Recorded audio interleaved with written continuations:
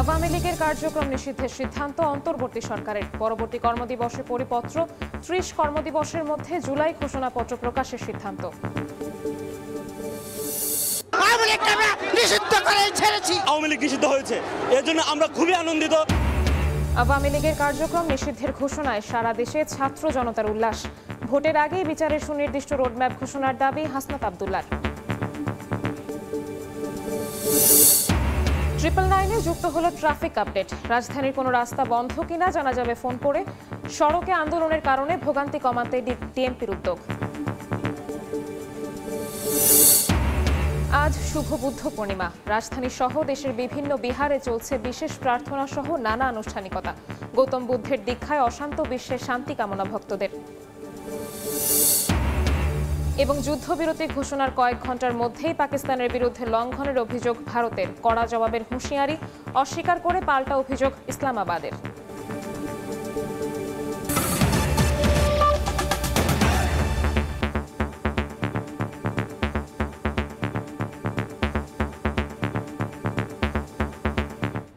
সময় সংবাদের সঙ্গে আছি আমি শবনব নিবিড়।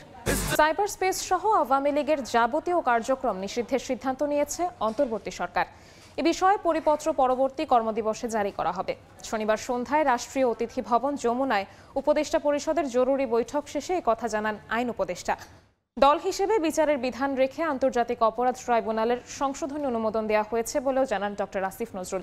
এছাড়া ৩০ কর্মদিবসের মধ্যে জুলাই ঘোষণাপত্র প্রকাশের সিদ্ধান্ত নিয়েছে উপদেষ্টা পরিষদ।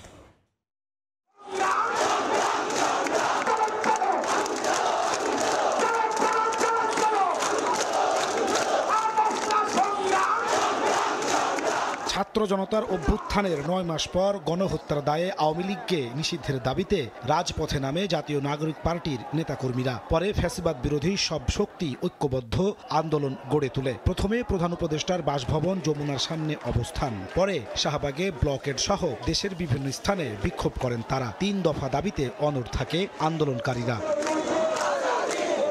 এমন প্রেক্ষাপটে শনিবার সন্ধ্যায় রাষ্ট্রীয় অতিথি ভবন যমুনায় এক জরুরি বৈঠকে বসে উপদেষ্টা পরিষদ। প্রধান উপদেষ্টা ডক্টর মোহাম্মদ ইউনূসের নেতৃত্বে 2 ঘন্টারও বেশি সময় ধরে চলে আলোচনা।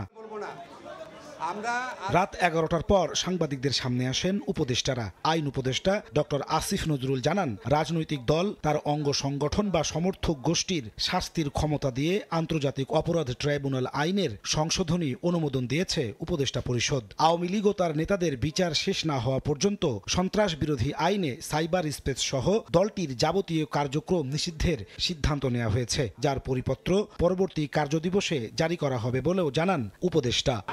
সংশোধনী অনুযায়ী আন্তর্জাতিক অপরাধ ট্রাইব্যুনাল কোনো রাজনৈতিক দল তার অঙ্গ সংগঠন বা সমর্থক গোষ্ঠীকে শাস্তি দিতে পারবে।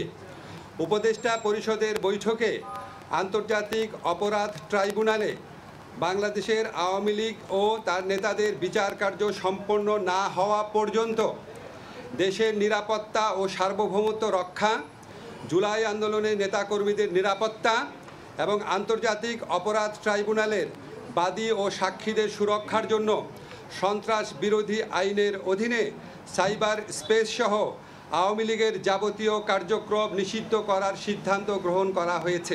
উপদেষ্টা পরিষদের বৈঠকে জুলাই ঘোষণাপত্র আগামী ৩০ কার্যদিবসের মধ্যে চূড়ান্ত করে প্রকাশের সিদ্ধান্ত গৃহীত হয়েছে বলে জানান ডক্টর আসিফ নজরুল। উপদেষ্টা পরিষদের বৈঠকে জুলাই ঘোষণাপত্র আগামী ৩০ কার্যদিবসের মধ্যে চূড়ান্ত করে প্রকাশ করার সিদ্ধান্ত গৃহীত হয়েছে।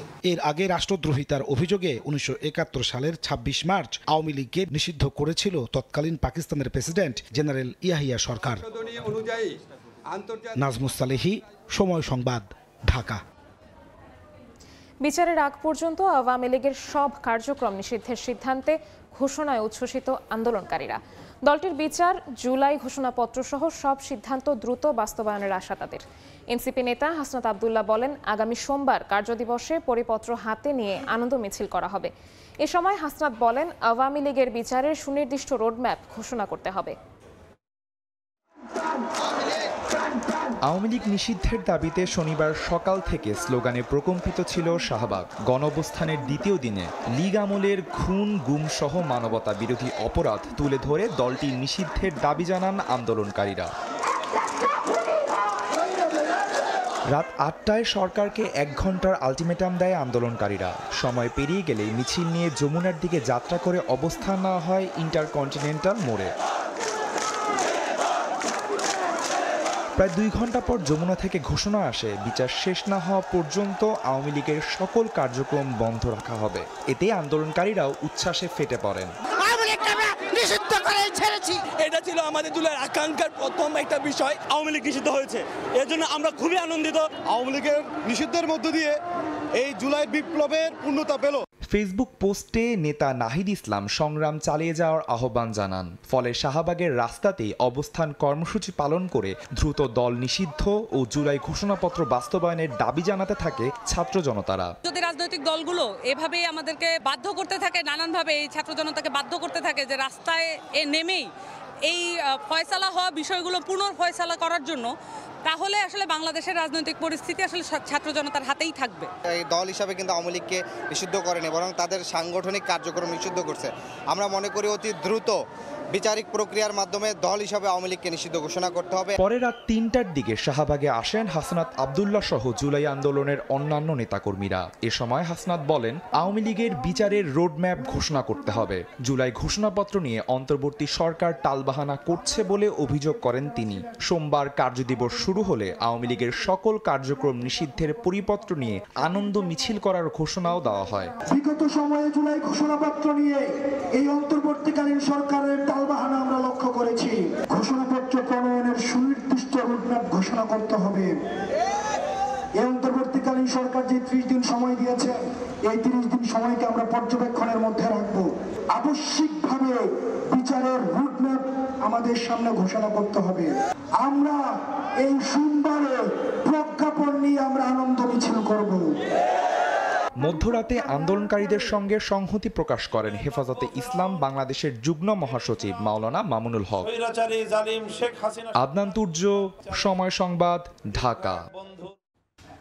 আওয়ামী লীগের যাবতীয় কার্যক্রম নিষিদ্ধের সিদ্ধান্তের খবরে জেলায় জেলায় আনন্দ মিছিল করেছে ছাত্র জনতা। শনিবার রাত 11টায় আওয়ামী লীগের সব ধরনের কার্যক্রম নিষিদ্ধের ঘোষণা আসার পরই চট্টগ্রাম, খুলনা, বরিশাল, বগুড়া, নেত্রকোনা সহ সারা দেশের বৈষম্য বিরোধী ছাত্র আন্দোলন ও জামায়াত শিবির মিছিল বের করে। কোথাও কোথাও আদায় করা হয় শুকরানা নামাজও। পরে মিষ্টি মুখ করান একে অন্যকে। দ্রুত প্রজ্ঞাপন জারি ও আইনি প্রক্রিয়ায় নিষিদ্ধ সহ গণহত্যাকারীদের বিচারের দাবি জানান তারা।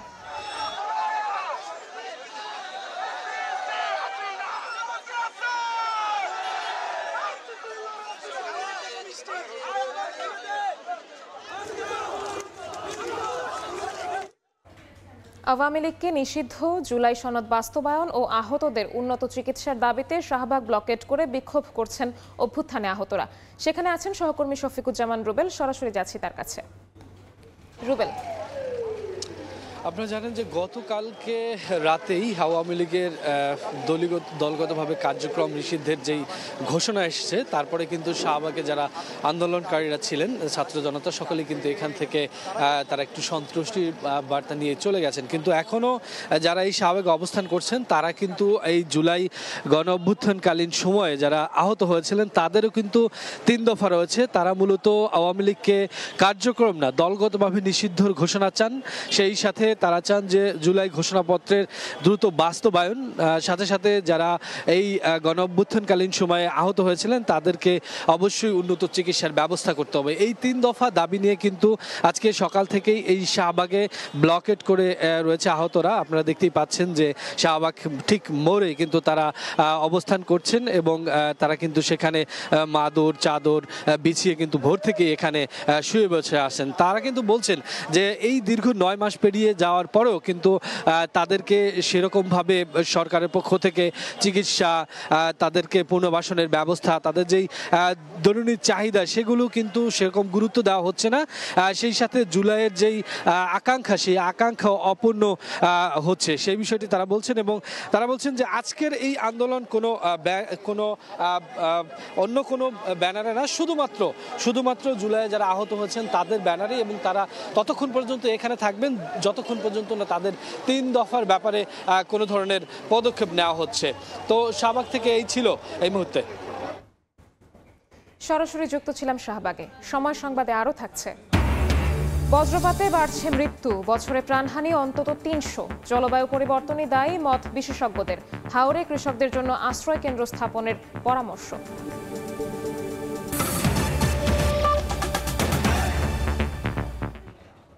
জাতীয় জরুরি সেবা 999-এ যুক্ত হয়েছে নতুন সেবা ট্রাফিক আপডেট। কোনো কারণে রাজধানীর কোনো রাস্তা বন্ধ হলে সে তথ্য এখন জানা যাবে 999-এ ফোন করেই। ঢাকা মহানগর পুলিশ বলছে, সড়কে বিভিন্ন সময় আন্দোলনের কারণে জনভোগান্তি কমাতে এ ব্যবস্থা। জাতীয় জরুরি সেবার দায়িত্বরতরা বলছেন, এজন্য কাজ করছে আলাদা ডেস্ক। এমন উদ্যোগকে সাধুবাদ জানিয়েছে নগরবাসী। জরুরি সেবা নিয়ে মাসুদুর রহমানের 2 পর্বের বিশেষ প্রতিবেদনের শেষ পর্ব।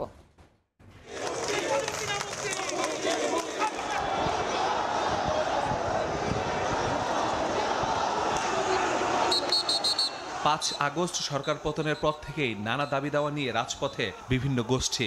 কারণে অকারণে দাবি আদায়ের নামে করা হচ্ছে সড়ক অবরোধ। পরিস্থিতি নিয়ন্ত্রণে ফাঁকা গুলি, টিয়ারশেল নিক্ষেপ ও লাঠিচার্জও করতে হয়েছে পুলিশকে।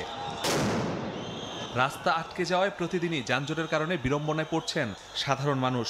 এমন অনাকাঙ্ক্ষিত ভোগান্তিতে অতিষ্ঠ সবাই। 10টা মিটিং আছে বা 9টার সময় উপস্থিত হতে হবে বা 12টার সময় অমুকখানে যেতে হবে, তখন যদি যানজট পড়ে তাহলে তো তার এটা বিশাল একটা ভোগান্তি হয়ে যায়। আন্দোলন একটা নির্দিষ্ট ক্রাইটেরিয়া হতে পারে, একটা প্রসিডিওর আছে, ধরেন একটা ডিপার্টমেন্ট ওয়াইজ হয়।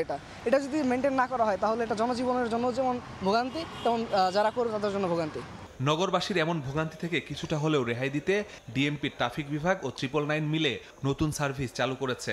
রাজধানীর কোথাও সড়ক অবরোধ হলেই জানানো হচ্ছে 999-এ, দেয়া হচ্ছে বিকল্প সড়কের তথ্য। 999-এর সাথে নিয়মিত যোগাযোগটা রাখছি এবং ট্রাফিক আপডেটটা 999-কে জানানো হচ্ছে কোন সময় কোন রাস্তা পরিহার করে চলতে হবে।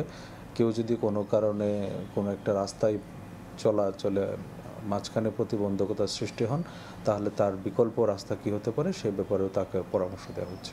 দায়িত্বপ্রাপ্তরা বলছেন, আন্দোলনের কারণে সড়ক অবরোধের তথ্য দিতে খোলা হয়েছে আলাদা ডেস্ক। ফোন এলে সেখান থেকে দেয়া হচ্ছে তথ্য।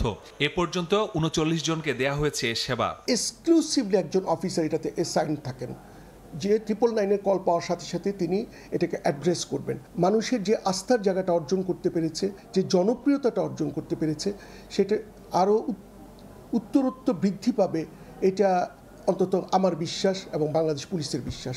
জনগুরুত্বপূর্ণ এ সেবাকে সাধুবাদ জানিয়েছে নগরবাসী। এতে ভোগান্তি কিছুটা হলেও কমবে বলে আশা তাদের। সারা দেশেই আন্দোলন লাইকে রয়েছে, এক এক জায়গায় আন্দোলন হচ্ছে। এক্ষেত্রে যদি আমাদের এই সুযোগ সুবিধাটা দেওয়া হয়, এক্ষেত্রে ভালো হবে। সবার জন্য উপকার, জনসাধারণ যারা গাড়ি চালায় তাদের জন্য উপকার, যারা রাস্তা দিয়ে চলাফেরা করে তাদের জন্য। দাবি আদায়ের নামে অকারণে সড়ক অবরোধ করা থেকে বিরত থাকার আহ্বান জাতীয় জরুরি সেবা 999 ও ডিএমপির। মাসুদুর রহমান, সময় সংবাদ, ঢাকা। আজ শুভ বুদ্ধ পূর্ণিমা। বিহারে চলছে বিশেষ প্রার্থনা সহ নানা আনুষ্ঠানিকতা। বিস্তারিত জানাতে এই মুহূর্তে রাজধানীর মেরুল বাড্ডায় আছেন রিপোর্টার কাউসারা চৌধুরী কুমু এবং চট্টগ্রামে আছেন সহকর্মী ফেরদৌস লিপি। সরাসরি প্রথমে যাচ্ছি কুমুর কাছে। কুমু, আমি এই মুহূর্তে রয়েছি মেরুল বাড্ডার বৌদ্ধ মন্দিরে এবং এখানে সকাল থেকেই চলছে যে বৌদ্ধ ধর্মাবলম্বীদের পূজা অর্চনার মধ্য দিয়ে তারা আসলে তাদের যে বড় উৎসব সবচেয়ে আজকের দিনের এটি পালন করছে।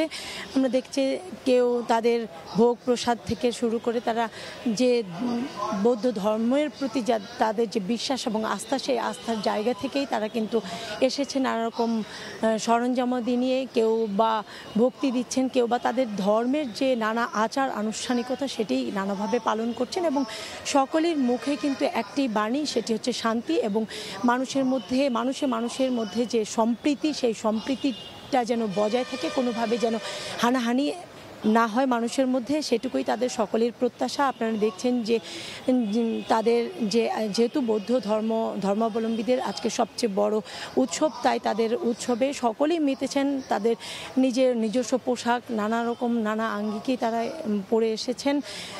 তা এখানে পাশেই এই বৌদ্ধ মন্দিরের পাশেই কিন্তু একটি নানা ধর্মীয় যে আলোচনা, বুদ্ধ ধর্মকে নিয়ে একটা আলোচনা সভাও অনুষ্ঠিত হচ্ছে, সেখানেও মানুষ আসলে আলোচনাও শুনছেন। একই সাথে কেউ বা মোমবাতি প্রজ্বলন সহ তাদের যে নানা আনুষ্ঠানিকতা, যে তাদের যে আনুষ্ঠানিকতা, আচার আনুষ্ঠানিকতা সবগুলোই আসলে পালন করছেন। আমরা একটু যদি আসলে কথা বলি, যে এই ধরনের যে তাদের আসলে প্রত্যাশাটা কি, এবং তারা সকলেরই একটাই প্রত্যাশা যেন এই দেশের মানুষ যেন শান্তিতে থাকে, যাতে কোনো হানাহানি বিগ্রহ না ঘটে, সেটি মূলত তাদের প্রত্যাশা। আমাদের এই মুহূর্তে আমাদের আরেকজন সহকর্মী ফেরদৌস লিপি, তিনি চট্টগ্রামে আছেন, আমরা চলে যাচ্ছি তার কাছে। চট্টগ্রামও কিন্তু বেশ উৎসবের মধ্য দিয়ে যে বৌদ্ধ পূর্ণিমা সেটা উদযাপন হচ্ছে। আমরা সকাল থেকে দেখেছি নন্দনকাননের এই যে বৌদ্ধ বিহার আছে, সেই বৌদ্ধ বিহারে কিন্তু ধর্মীয় যেসব আচরণ আছে তারা পালন করছেন। আপনারা জানেন যে বৌদ্ধদের এই উৎসব কিন্তু তাদের কাছে বিশেষভাবে পবিত্র, কারণ এই দিনেই কিন্তু বুদ্ধের যে 3টি অর্জন সেটা অর্জন হয়েছে, সে কারণে এটাকে বলা হয় শ্রীজীবিত একটি দিন। বিশেষ করে বুদ্ধের জন্ম হয়েছে, বোধি লাভ করেছে এবং মহাপরিনির্বাণ লাভ করেছে, সে কারণে এই পবিত্র দিনে আমরা দেখেছি সবাই কিন্তু বৌদ্ধ মন্দির কিংবা বিহার যেখানে আছে সেখানে মোমবাতি প্রজ্বলন করছে, বুদ্ধকে ফুল দিয়ে তার যে আরাধনা সে আরাধনা করছে। কিছুক্ষণের মধ্যেই নন্দনকানন বৌদ্ধ বিহার থেকে একটি শোভাযাত্রা বের হবে, যেখানে প্রধান অতিথি হিসাবে উপস্থিত আছেন বিএনপি স্থায়ী কমিটির সদস্য আমির খসরু মাহমুদ চৌধুরী, এবং বিশেষ অতিথি হিসাবে আছেন চট্টগ্রামের মেয়র ডাক্তার সাদাত হোসেন, এবং সেই আনুষ্ঠানিকতা বাইরে চলছে। আর বিহারের ভেতরে আপনারা দেখছেন বৌদ্ধ ধর্মে যারা অনুসারীরা আছেন তারা কিন্তু বৌদ্ধের যেই আরাধনা সে আরাধনা করছেন, এবং যারা এখানে এসেছেন তাদের সাথে কথা বলেছি, তারা বলছেন বৌদ্ধ ধর্ম মানে আসলে শান্তির ধর্ম। সেই শান্তির ধর্মে তারা আজকে পৃথিবী এবং দেশে যে শান্তি কামনা করছেন, যুদ্ধ হানাহানি বন্ধ হয়ে সবাই যেন সুন্দর এবং শান্তিতে বসবাস করে, সেই কামনা কিন্তু এখানে যারা আসছেন তারা করছেন। এবং এই ধর্মীয় যে আনুষ্ঠানিকতা, সেই আনুষ্ঠানিকতার বাইরেও আমরা দেখেছি যে বিভিন্ন ধরনের সাংস্কৃতিক আয়োজন এবং আলোচনা অনুষ্ঠানের আয়োজন করা হয়েছে সারাদিন ব্যাপী। তো এই ছিল আমার কাছে চট্টগ্রাম থেকে এখনো পর্যন্ত সর্বশেষ। দেখছেন সময় সংবাদ। একদম ফ্রেশ বিশ্বমানের প্রযুক্তির সকল সুবিধা নিয়ে ভালো থাকুন আপনিও। কঙ্কা। গ্রীষ্মের দাবদাহে পড়ছে সারা দেশ, বিপর্যস্ত জনজীবন। এই মুহূর্তে তাপপ্রবাহের খবর জানাতে রাজধানীর শ্যামলীতে আছেন সহকর্মী ধ্রুব ব্যানার্জি। সরাসরি যাচ্ছি তার কাছে। সকাল থেকেই রাজধানীতে তীব্র গরম অনুভূত হচ্ছে। এখন 10টা বেজে কিছুটা সময় পার হয়েছে। আমরা লক্ষ্য করেছি রাজধানীর বিভিন্ন মোড়ে মোড়ে রাজধানীবাসীর যে হাঁসফাঁস অবস্থা সেটা আমরা লক্ষ্য করেছি। পাশাপাশি রাস্তার পাশের যে পানীয়র দোকানগুলো আছে সেগুলোতে মানুষের যে ভিড় সেটাও আমরা লক্ষ্য করছি। মানুষ এই যে তীব্র গরমে যতটুকু সময় পাচ্ছে, যদি একটু ছায়ার সন্ধান যেখানে পাচ্ছেন সেখানে গিয়েই মূলত আশ্রয় নিচ্ছেন। আর তৃষ্ণা মেটাতে শহরের বিভিন্ন ফুটপাতে যে পানীয়র দোকানগুলো আছে সেখানে এসে ভিড় করছেন। আমরা জানি আজকে একটি সরকারি ছুটির দিন, এই কারণে রাজধানীতে যে সাধারণ মানুষ আছে তাদের আনাগোনা একদমই নেই বললেই চলে। অনেকেই আমরা প্রশ্ন করেছিলাম যে আজকে মানুষজনের উপস্থিতি এতটা কম কেন। অনেকেই বলছেন যে যেহেতু তীব্র গরম আর গতকালকে মৌসুমের সর্বোচ্চ তাপমাত্রা ঢাকায় প্রায় 40 ডিগ্রির উপরে ছিল, সে কারণে মানুষ কিন্তু আজকে খুব বেশি প্রয়োজন না হলে এই সকালবেলা কেউই বাইরে বের হতে চাচ্ছেন না। আমরা লক্ষ্য করেছি রাস্তায় যারা শ্রমজীবী মানুষ আছেন, যেমন রিক্সা চালক, ভ্যান চালক অথবা দিনমজুর যারা আছেন, তাদের কিন্তু আমরা একটা ভোগান্তি লক্ষ্য করছি। কেননা তারা তাদের জীবিকার তাগিদে বাইরে বের হচ্ছেন, তারা কাজ করছেন। তবে সব কিছু মিলিয়ে যে তীব্র গরম, এই তীব্র গরমের কারণে তাদের হাঁসফাঁস অবস্থায় কিন্তু বলা চলে। সবশেষ যদি আজকে আমি বলতে চাই, আজকে ঠিক বেলা এখন 10টা বেজে গেছে, এর মধ্যেই মৌসুমের যে তাপমাত্রা, সেই তাপমাত্রার ধারাবাহিকতা বজায় রেখে তীব্র গরম কিন্তু রাজধানীতে অনুভূত হচ্ছে, এবং মানুষের যে হাঁসফাঁস অবস্থা তা কিন্তু আজও অব্যাহত আছে। এই ছিল রাজধানীর শ্যামলী থেকে আমার কাছে সর্বশেষ। সরাসরি যুক্ত ছিলাম রাজধানীর শ্যামলীতে। স্টিল টেক মানে গুণগত মানের নিশ্চয়তা। It's all about stainless style. বজ্রপাতে মৃত্যু হার বাড়ছে। জাতিসংঘের তথ্য অনুযায়ী বাংলাদেশে বছরে বজ্রপাতে গড়ে ৩০০ মানুষ মারা যান। জলবায়ু পরিবর্তনে বজ্রপাত বাড়ছে বলে মনে করেন বিশেষজ্ঞরা। এই দুর্যোগ থেকে কৃষকদের রক্ষায় আশ্রয় কেন্দ্র স্থাপন সহ সমন্বিত উদ্যোগ নেয়ার তাগিদ সংশ্লিষ্টদের। ইকরামুল কবিরের রিপোর্ট, ছবি তুলেছেন দিগেন সিংহ ও নৌশাদ আহমদ চৌধুরী।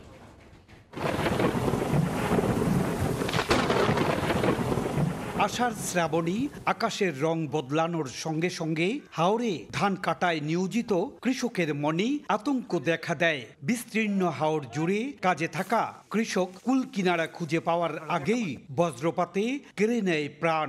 দিন দিন এই আতঙ্ক বাড়ছে। জলবায়ুর পরিবর্তনের কারণে আয়োনাইজড পার্টিকেলের পরিমাণ এইটা বর্তমানে এরিয়াগুলোতে দেখা যাচ্ছে অনেক বেড়ে গেছে। বেড়ে যাওয়ার কারণে বজ্রপাত হওয়ার প্রবাবিলিটিটা বেড়ে যাচ্ছে দিন দিন। কৃষি বিভাগ বলছে, কৃষকদের আবহাওয়ার পূর্বাভাস জানানো হয়। ধান কাটার শ্রমিকদের জন্য হাওরে আশ্রয় কেন্দ্র স্থাপন করা জরুরি বলে মনে করছেন সংশ্লিষ্টরা।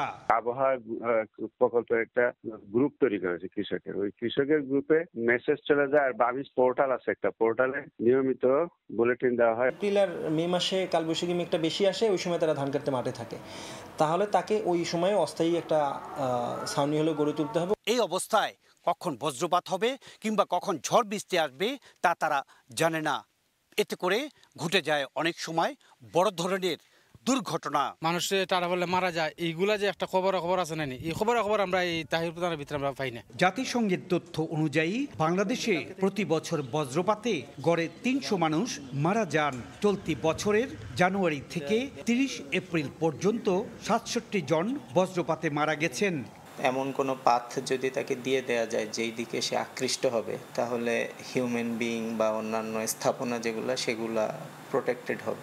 জলাভূমির হাওর অঞ্চল খ্যাত সুনামগঞ্জ, হবিগঞ্জ, কিশোরগঞ্জ ও নেত্রকোনায় বজ্রপাতে মৃত্যুর হার সবচেয়ে বেশি। ইকরামুল কবির, সময় সংবাদ, সিলেট। কক্সবাজারের টেকনাফে পাচারকারীদের জিম্মি ঘর থেকে 14 অপহৃতকে উদ্ধার করেছে বিজিবি জানায়, টেকনাফ ও আশপাশের এলাকায় দীর্ঘদিন ধরে মানব পাচার ও অপহরণের মতো অপরাধ সংঘটিত হয়ে আসছে। এসব অপরাধ দমনে নিয়মিত অভিযানের অংশ হিসেবে শনিবার রাতে টেকনাফ সদরের উত্তর লম্বরী এলাকার সাইফুল ইসলামের বাড়ি থেকে জিম্মি করে রাখা 14 জনকে উদ্ধার করা হয়, তবে কাউকে আটক করা সম্ভব হয়নি।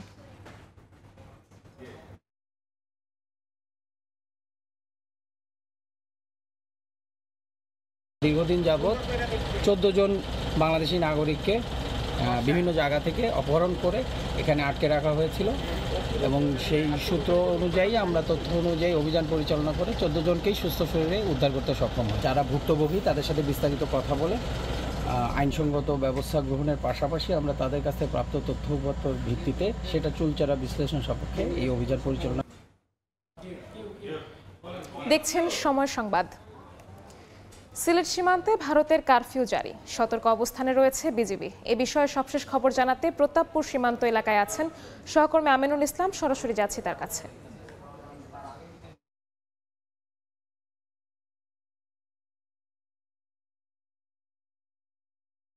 সিলেট অঞ্চলের সীমান্তগুলোতে ইতিমধ্যে বিজিবির পক্ষ থেকে জোরদার করা হয়েছে নজরদারি, এবং এটি যদিও আসলে বিজিবির পক্ষ থেকে তাদের নিয়মিত রুটিন, কিন্তু এই মুহূর্তে কিন্তু অনেকটাই কড়াকড়ি অবস্থা বিরাজ করছে সিলেটের সীমান্তে। কেননা ইতিমধ্যে কিন্তু আপনারা জানেন যে সিলেট অঞ্চলের বেশ কয়েকটি সীমান্তে পুশিনের ঘটনা ঘটেছে, যেটি বিএসএফ এর পক্ষ থেকে আমরা সবচেয়ে বেশি দেখেছি মৌলভীবাজার অংশে, এবং সিলেট এই পুরো সিলেট অঞ্চল জুড়েই কিন্তু এই বিজিবির যে অবস্থান সেটি বাড়ানো হয়েছে মূলত পুশিন ঠেকানোর জন্য। ভারতের পক্ষ থেকে যে বিভিন্ন এলাকায় যে অনেক বছর আগে যারা বাংলাদেশি ভারতে প্রবেশ করেছিল তাদেরকে ধরে ধরে কিন্তু বাংলাদেশের যে সীমান্ত এরিয়া, সেই সীমান্ত এরিয়াতে কাঁটাতারের বেড়া সরিয়েছে, তাদেরকে ছেড়ে দেওয়া হচ্ছে, সেটি ঠেকানোর জন্য তারা কাজ করছেন। পাশাপাশি কিন্তু আপনারা জানেন যে সিলেট সীমান্তে ভারতের পক্ষ থেকে ভারতের অংশে কিন্তু কারফিউ জারি করা রয়েছে। সেই যে ভারতের অংশ থেকে তৎপরতা, সেই তৎপরতার পাশাপাশি কিন্তু বাংলাদেশ অংশে বাংলাদেশের যে সীমান্তরক্ষীরা তারা কিন্তু কড়া নজরদারি রাখছেন। বিশেষ করে রাত 8টা থেকে ভোর 6টা পর্যন্ত কিন্তু এই এলাকাতে ভারতের অংশ থেকে যে কারফিউ সেটি জারি রয়েছে। এরপরেও যদি যে অংশটি আমরা উল্লেখ করতে চাই যে বাংলাদেশে কিন্তু গেল 5 আগস্টের পর থেকে অর্থাৎ সরকার পতনের আন্দোলনের পর থেকে কিন্তু বিজিবির পক্ষ থেকে কড়াকড়ি আরোপ করা হয়েছে যাতে করে কোনোভাবেই কোনো অনুপ্রবেশ না হয় বাংলাদেশে। সেই দিক থেকে কিন্তু সিলেটের যে সীমান্তগুলো সেগুলোতে বিজিবির যে টহল সেটি বাড়ানো হয়েছে।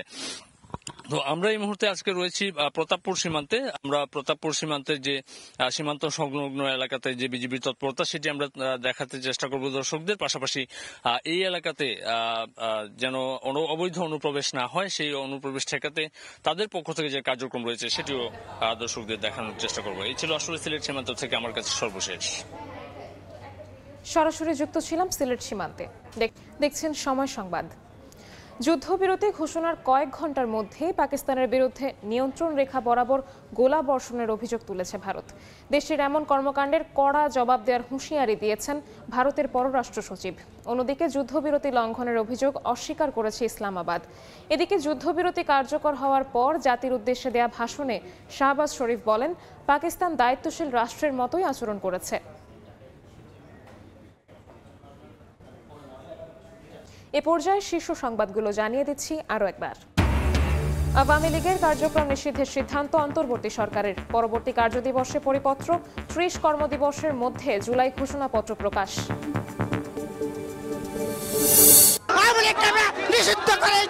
আওয়ামী লীগ নিষিদ্ধ হয়েছে, এর জন্য আমরা খুবই আনন্দিত। আওয়ামী লীগের কার্যক্রম নিষিদ্ধের ঘোষণায় সারা দেশে ছাত্র জনতার উল্লাস। ভোটের আগেই বিচারের সুনির্দিষ্ট রোডম্যাপ ঘোষণার দাবি হাসনাত আব্দুল্লাহ। এবং আজ শুভ বুদ্ধ পূর্ণিমা। রাজধানী সহ দেশের বিভিন্ন বিহারে চলছে বিশেষ প্রার্থনা সহ নানা আনুষ্ঠানিকতা। গৌতম বুদ্ধের দীক্ষায় অশান্ত বিশ্বে শান্তি কামনা ভক্তদের।